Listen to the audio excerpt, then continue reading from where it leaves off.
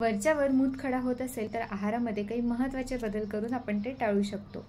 भाज्यांमध्ये पालक, भेंडी, बीट, बीन्स, रताळू, कमळ, काकडी, चवळी ह्यासारख्या भाज्या टाळायच्या आहेत.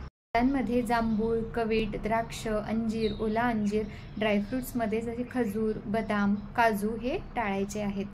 मैद्याचे पदार्थ, उडीद टाळायचं आहे. दुग्धजन्य पदार्थांमध्ये पनीर, चीज आणि दही टाळायचं आहे. मिठाचं प्रमाण आहारामध्ये जास्त असेल तर मिठाचं प्रमाण सुद्धा कमी करायचं आहे. त्या व्यतिरिक्त चॉकलेट किंवा कोका असे कंटेंट असलेले जे काही पदार्थ आहेत ते सुद्धा टाळायचे आहेत.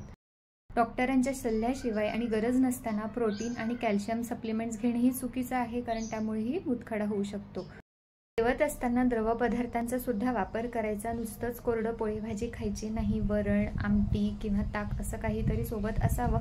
दिवसभरातनं पाण्याचं प्रमाण सुद्धा 2 ते 3 लिटर असावा.